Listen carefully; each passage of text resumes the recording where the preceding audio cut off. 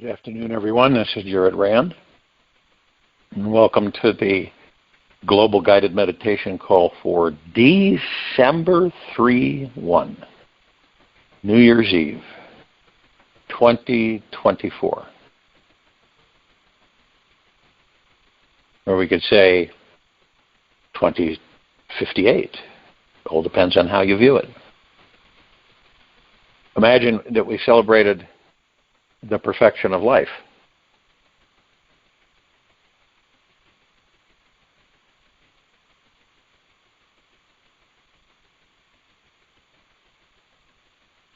Everything that you see outside of you,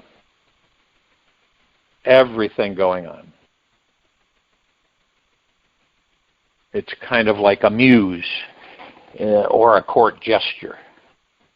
You know, the court gestures years and years ago where they kind of make people laugh.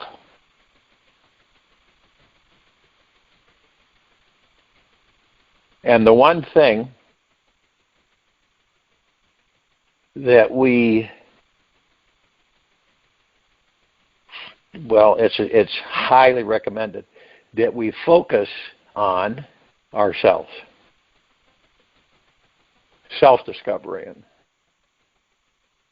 any of the stuff in front of you, and to remember that it is all an illusion. In other words, you enjoy it, but you know it's an illusion created for your entertainment.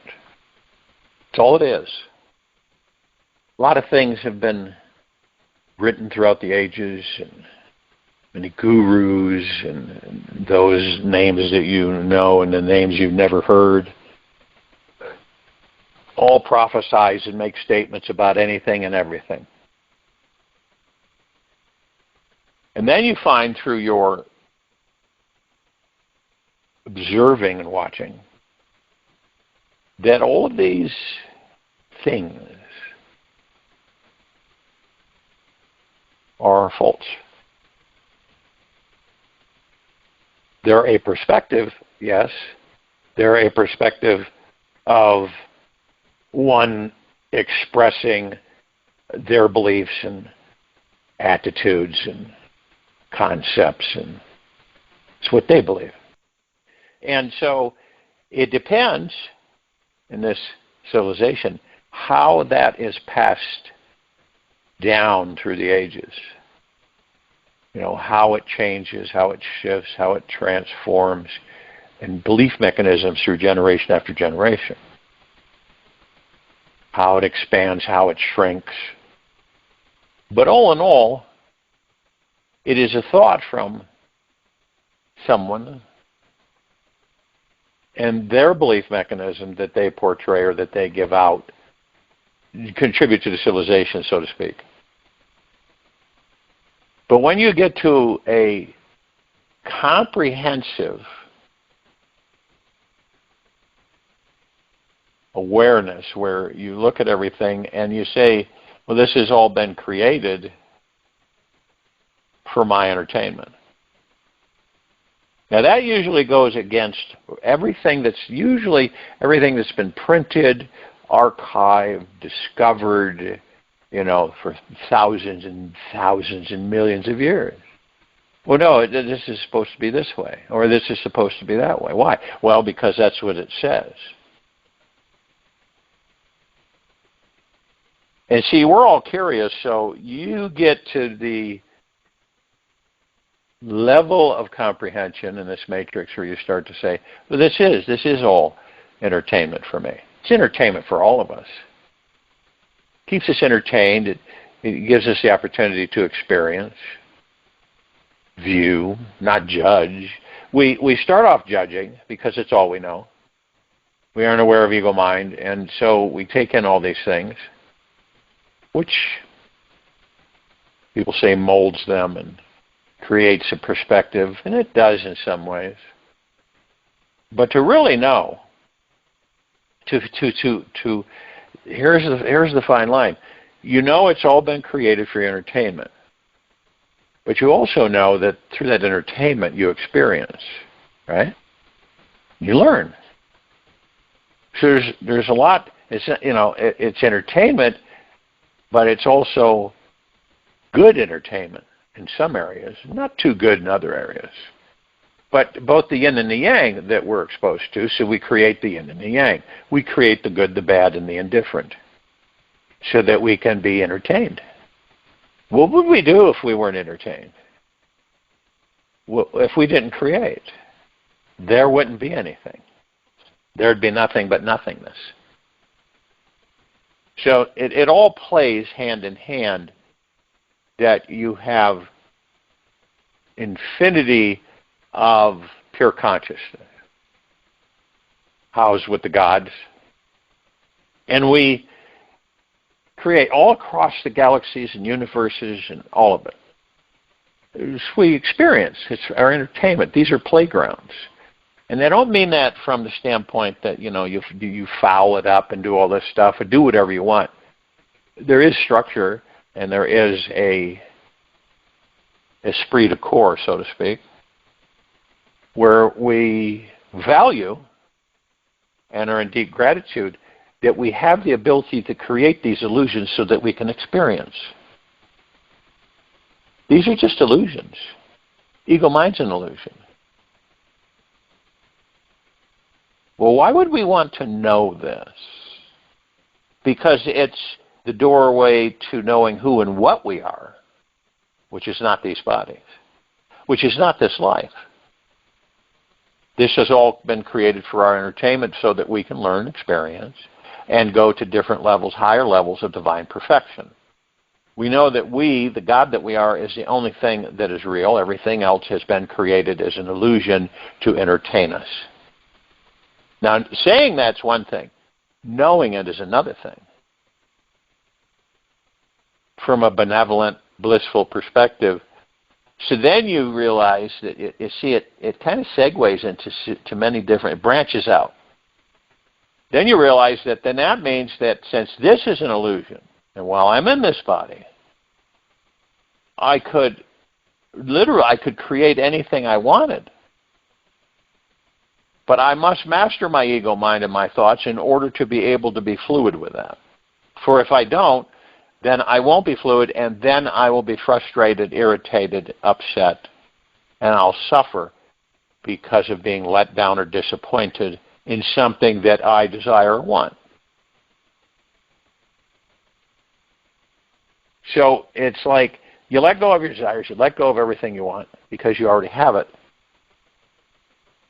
But see, we're trained in material physical, so we can't hold it and can't touch it. We don't have it. Interesting. But we don't spend enough so-called time reviewing this so that it sinks in. And this is why we look at something and we say, that's the God that I am, rather than look at that, that's outside of me. That's beautiful, look at that. And it's all because on how we have been manipulated and molded without our knowledge. And this is why we have perspectives that we do while we're in these bodies, why we view certain things, respond to certain things differently. There's not really a consistent grouping of information that it's identical for all of us, because it isn't identical for all of us, which I think is amazing because each of us respond differently. It could be just a hair, but we all respond differently to things. And so all of that it's a learning process, and experiencing, gaining knowledge, and progressing. So the knowledge we gain, we create these lives so that we can experience more. And this is why we don't take life really that seriously. Because we know it's temporary, and we know we enjoy every moment, and that's why we practice being in the now. Because we don't project off into tomorrow or yesterday. We know this for a fact that, because we've experienced it so many times, that if we do go into tomorrow and we're only in the morning of today, we're going to suffer. We're going to be upset. We're going to be irritated. That's what happens. We get seduced into that, and it's a habit. And of course, you have the powerful ego mind that also does everything it can to keep us there. This is why we have worry, stress, fear, anxiety. It's the only reason we have it is because we don't know it, but we're mastered by an illusion known as the ego mind. Is that something? It's an inheritance that we get with these bodies every time we enter one of these bodies.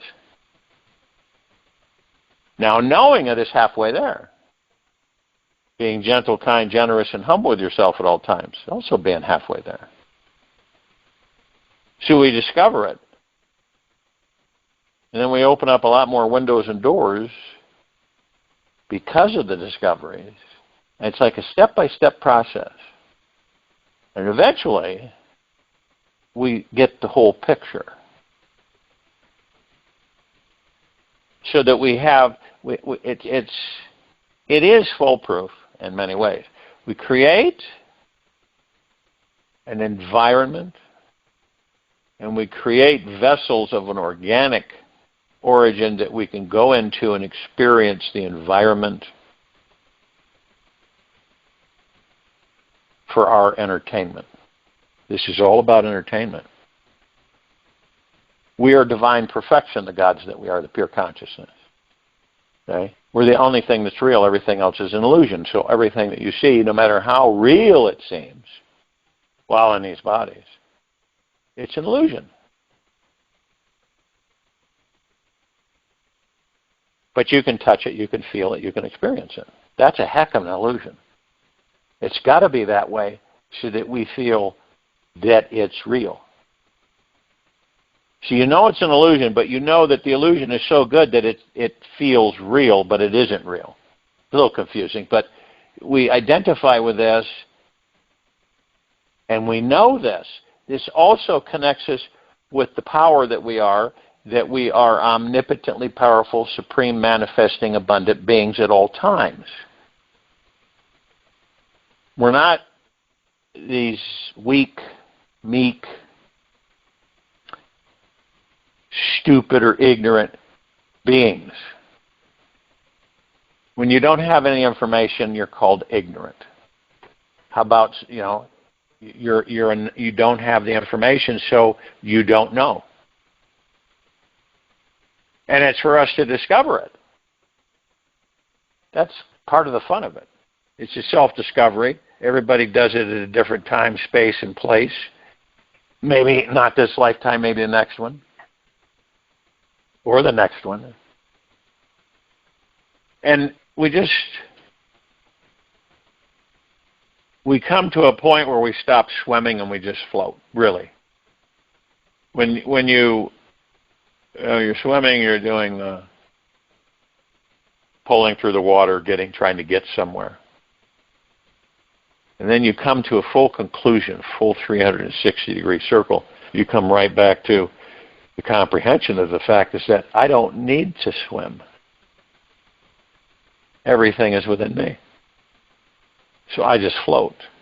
I'm not in a hurry. I don't care to rush and grapple and pull and success in this and that and this and that. It's all made up. One might say, well, then you're describing something that's a make-believe. In a way. But when you're an omnipotently supreme, manifesting, abundant being that never dies, you got to create something to entertain yourself. Right? If you didn't do anything as a comparison, and you just kind of slothed along, you'd become really bored. You'd have no motivation for anything. You'd just sink deeper and deeper and deeper into non-existence. This is why we do this.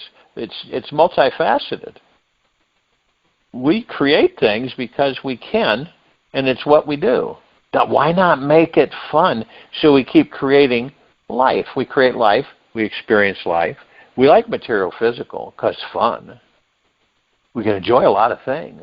Once we know that we can create anything, and we already have everything that we've ever desired, but we don't know that. It's because we've been taught that you have to climb and, pull, run, rush, hurry to get to places. And then when you get to the place, you kind of go, this isn't anything that I thought it was going to be. There's got to be more than this. And I've interacted with people that did that, and they say, I got it. So what happened when you got there? For you, what? And they say, well, I was disappointed because I thought it was going to be so much more than what it ended up being. It could be anything, right? It could be anything. Whatever the goal you set, whatever the aspirations, whatever it may be for you, and let's say you get there from your perspective. And then when you get there, you say to yourself, wow, I thought it was going to be a lot more than this.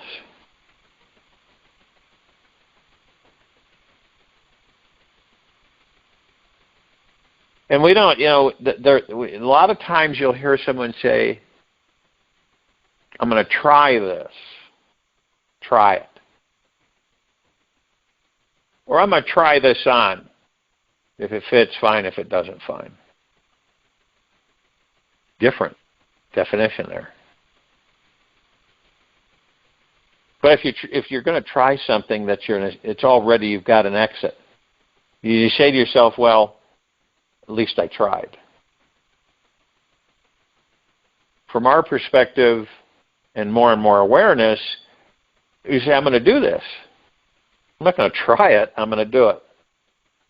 That's self-conviction. That's because you have the confidence, faith, and trust in yourself and the universe 100%, and you know that you can do it. And if you're going to do it, you can say, well, I don't know how I'm going to do it, but I'm going to do it. You ever done that? And you end up doing it. And then one will say, wow, you did that. Have you ever done that before? You go, no. Well, how did you do it? I just did. I believed I could, and I did.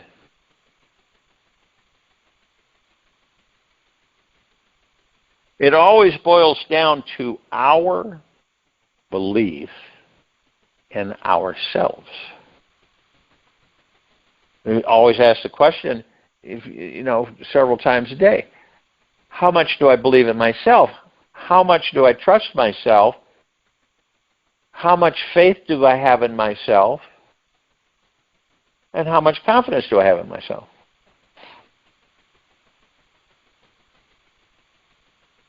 And my best friend, the universe.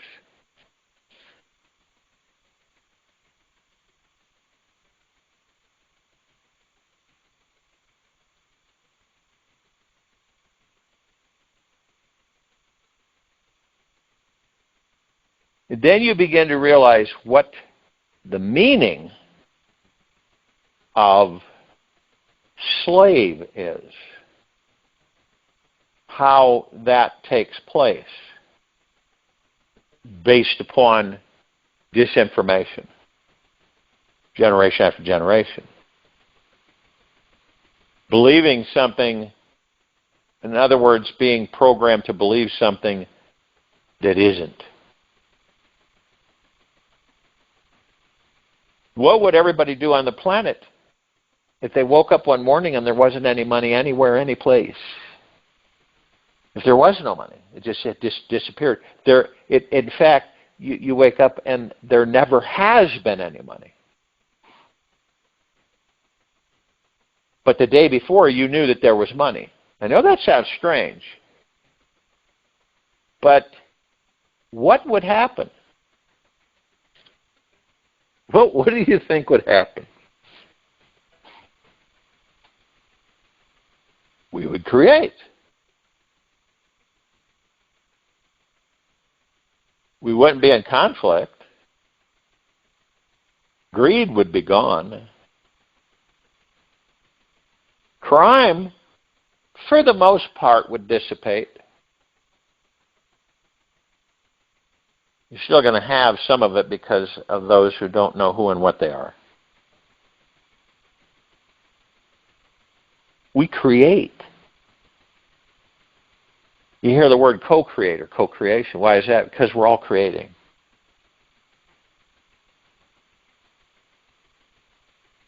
Every microsecond we're creating, whether we know it or not. A lot of the times we don't know it. Then something happens. Have you ever been thinking of something? Just for giggles, you're just thinking about it. You're not really, it's a fleeting thought. And within a matter of minutes, there it is. You ever done that? You say, well, I was just thinking about that a few minutes ago, and here it is. See, when you do that, the ego mind doesn't have a chance to say, oh, maybe, maybe not, oh, this, oh, no, oh, that. You just do it. You just open and free with it, and you just send it out. Next thing you know, boom, there it is. It's a riot. Even though that happens with all of us at times, it isn't enough to convince us on how powerful we are in these bodies. While we're in these bodies, we can manifest anything we choose, at any time, at any place, period. Now, sometimes it doesn't mean that it is instantaneous because the universe is forming and putting things together for it to take place. And you learn that one too. So it's not always instantaneous and the blah, blah, blah, blah, blah. It takes a while in some situations. And that's where you say patience is golden. And patience is, so you're not in a hurry. If you have patience, you're not rushing. See what I mean? But if you don't have patience, you're going to be rushing. You're going to be pushing, striving, pulling, turning, somewhere, some way, shape, or form. But when you're patient, you're kicked back and you're just watching the show. It just depends. At that time, where you're at mood-wise and your perspectives about yourself and this planet and the civilization and how you view things. Because it is how you view things, not how Dick or Jane down the street views things. It's how you view them, how you perceive things. You know why? Because of that, that's how you're creating. So if when your perceptions are a certain way, you're creating from those perceptions. So you imagine if those perceptions are off base or out of kilter or skewed, but yet you're creating from them. You see what I mean?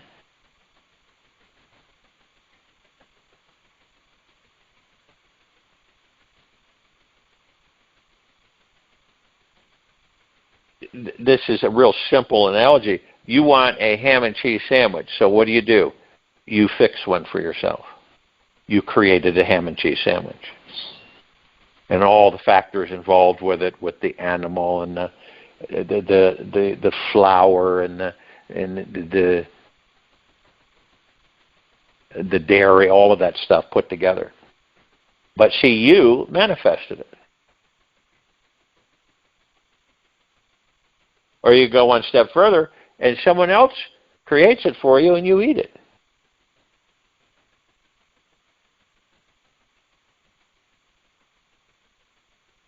When you speak through the heart, your manifestation is accelerated beyond compare. Unfortunately, the majority of us, we speak through the ego mind, the head, not the heart. And that's where all of the interruption, confusion, misinterpretation, disappointment. You know, when you're counting on something, whatever it may be, and you've got, you really, really, really, whatever it is, you really want it. But yet the ego mind's in there, and that's where the doubt, when is it going to happen? And it's not happening. And then you get disappointed because we have attachments to certain things that we've developed. And then we have expectations on the outcome of those attachments, of what we want. All ego mind. So from the heart mind, you in a meditative state, you send this out to the universe, like I've said numerous times, and the universe will respond because, see, you're not in judgment. You're not in ego mind. You do it out of ego mind.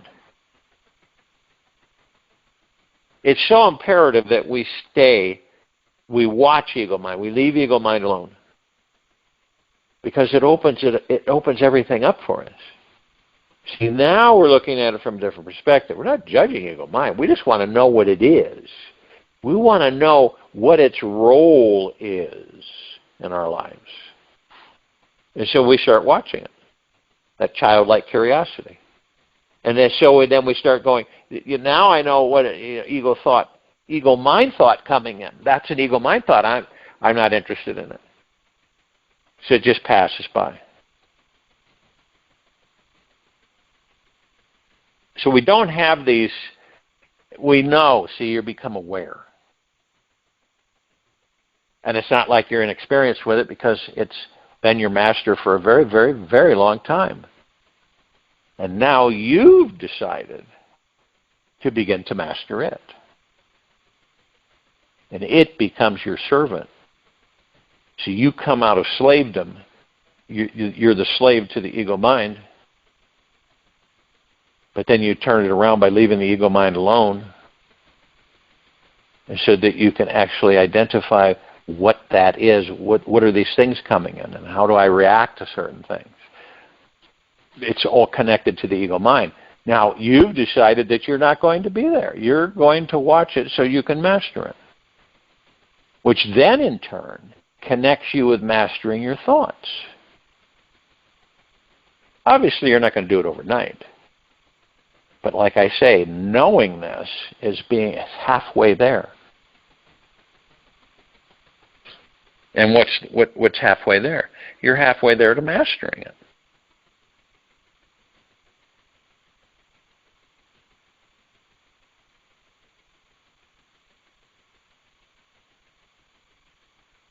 Now here's the interesting thing. In the quiet time of this meditation, realize that you're focused on what you want. You're focused on the life that you want to live, the goodies that you want in that life. And understand there's a whole bunch of people out there that are still focused on what they don't want.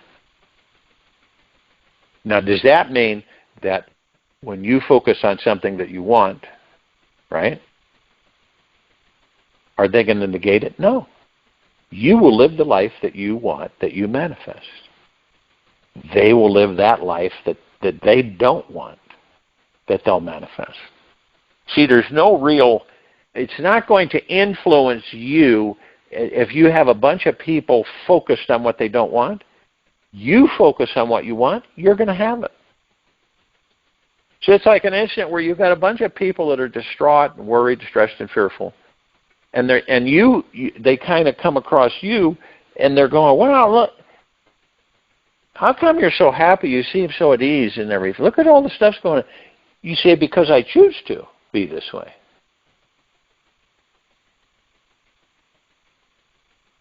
Because you're the master and commander, you always will be.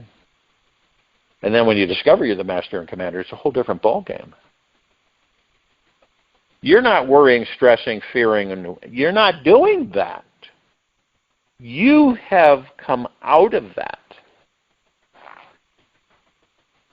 Your direction is bliss and joy and happiness, enthusiasm, excitement.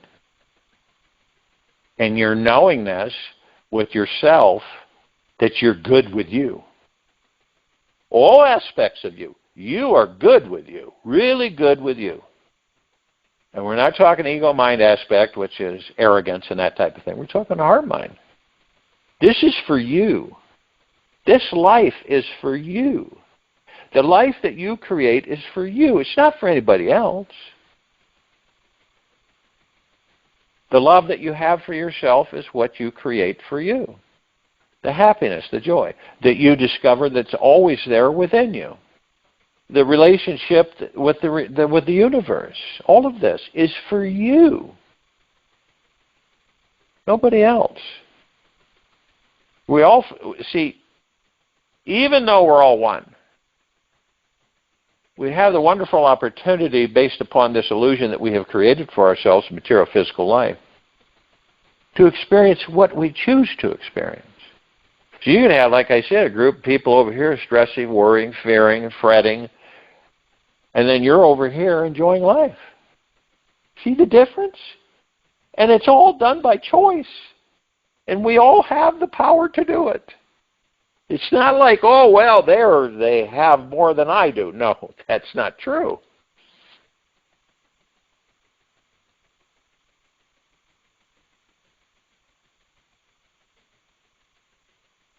And when it's all about you, this is heart-mindedness. See, this is through heart-mindedness. If it's all about you, ego-mindedness, then you have the arrogance, pompousness, and all this other stuff. It's a big difference. It's a difference between day and night. This is why we focus in these meditations on the now. Being in the now. Relaxing into your body. Being in a comfortable position. No outside interference. Focused on the breath rising and falling. That's why we do these. It's for you. It's for each and every one of us on how we view this life that we've created for ourselves. I'll join you in meditation. I'll return to close this out.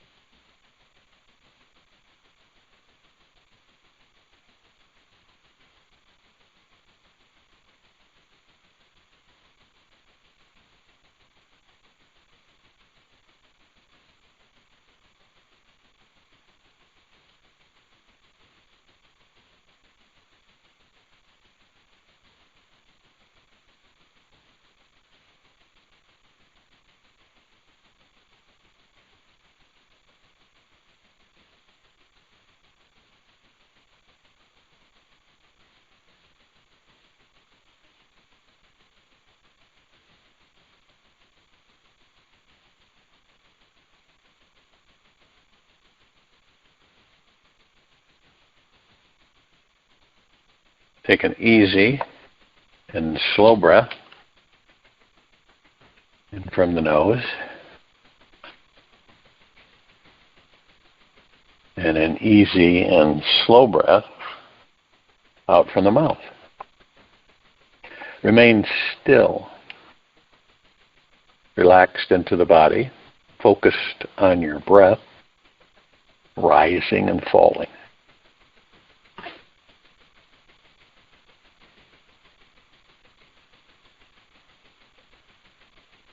In between your thoughts is the sweetest song that carries the gentlest music from your soul.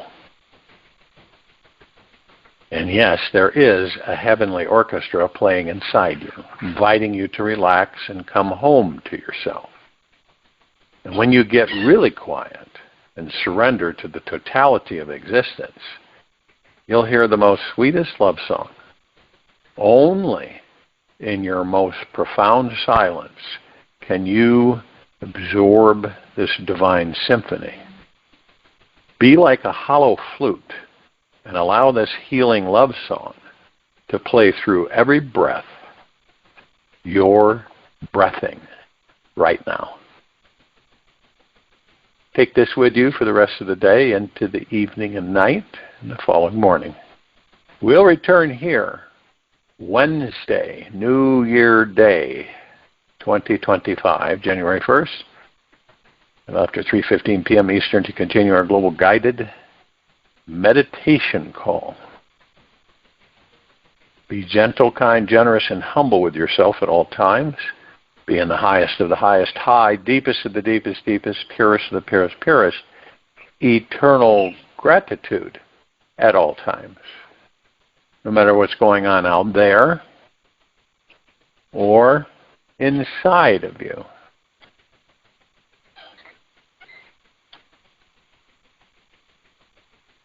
Open your heart and allow the magic to flow in.